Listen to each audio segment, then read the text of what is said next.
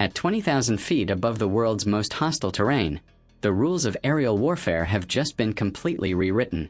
China has just shattered all previous records by permanently deploying a massive, combat-ready fleet of fifth-generation stealth fighters right at India's doorstep. A geopolitical chess move that turns the frozen Himalayan landscape into a high-octane pressure cooker where a single miscalculation means total war. But to truly understand how this unprecedented air power escalation alters the balance of power, we have to look at the brutal arena where this high-stakes game is being played. Make no mistake, flying a fighter jet in the Himalayas is a logistical nightmare that pushes both man and machine to the absolute breaking point. At these extreme altitudes, the air is so thin that standard physics tables are thrown completely out the window. Engines choke for oxygen. Lift decreases exponentially. Because of this brutal environment, aircraft operating from Tibet traditionally face severe penalties. They cannot take off with a full load of fuel. They cannot carry their maximum payload of missiles. For decades, this physical limitation gave the Indian Air Force a massive tactical edge, as their bases were located in the low-lying plains of Assam and Punjab, allowing their jets to take off fully loaded and climb aggressively into the battle zone.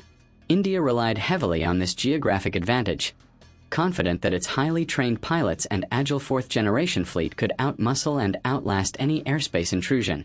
But China refused to accept those limitations. Instead of backing down, they initiated a trillion-dollar military infrastructure blitz, flattening mountain tops, extending runways to impossible lengths, and building massive, hardened underground hangars designed to shield a new breed of apex predator from radar and missile strikes alike. This is the Chengdu J-20, the Mighty Dragon.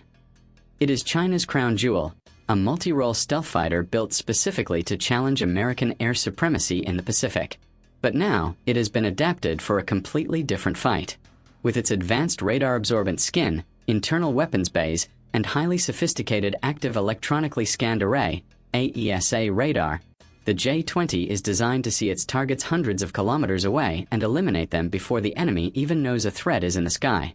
For the first time in history, fifth-generation stealth technology is operating continuously in a low-observable configuration at the roof of the world. This deployment completely disrupts the traditional dogfight dynamic. In a classic aerial duel, pilot skill, maneuverability, and thrust-to-weight ratios dictate the victor. But stealth changes the entire sport of air power into an invisible hunting game. The J-20 does not need to outturn an enemy aircraft.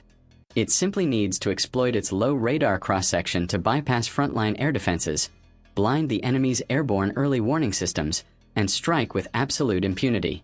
India found itself staring down a massive technological deficit. They do not possess a domestic fifth-generation stealth fighter, and foreign options are years away from deployment.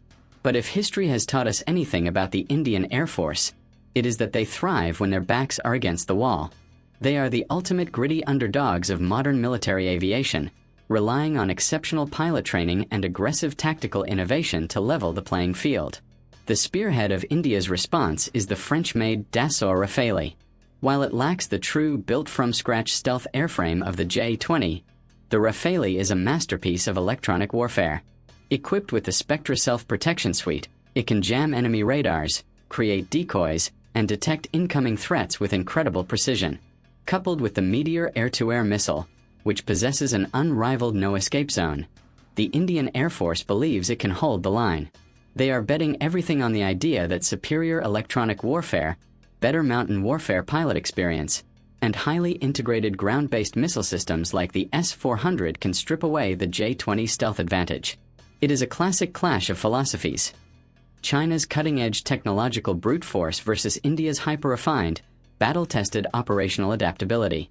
The sheer scale of this new deployment is what has planners around the world deeply alarmed.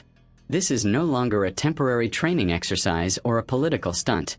Satellite intelligence confirms that China has established a continuous rotating presence of multiple J-20 squadrons along the Himalayan rim. This massive concentration of air power completely flips the traditional defensive calculus. By maintaining a permanent stealth presence at high altitudes, China forces India to keep its frontline fighter squadrons on a constant state of high alert, burning through airframe hours, straining supply chains, and exhausting ground crews. Every single time an unidentified radar blip appears near the LAC, India must scramble its best assets to intercept it.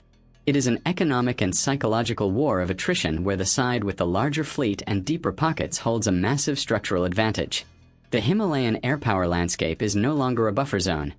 It is a dynamic, fast-moving front line where the premium is placed entirely on whoever can see first, shoot first, and adapt the fastest.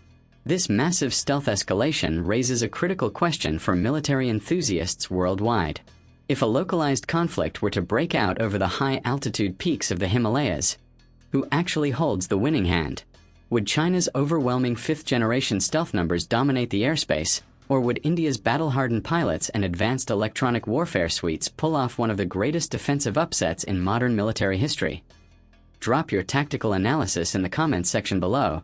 I want to see your breakdown of how a J-20 versus Rafale engagement plays out in the thin air of the LAC. If you love deep-dive military analysis, high-stakes tactical breakdowns, and explosive defense stories, make sure to hit that subscribe button right now and join the community here at the Redline Reports 128 for more epic episodes of the Redline Reports. Turn on notifications so you never miss a single briefing. Until next time, keep your eyes on the radar.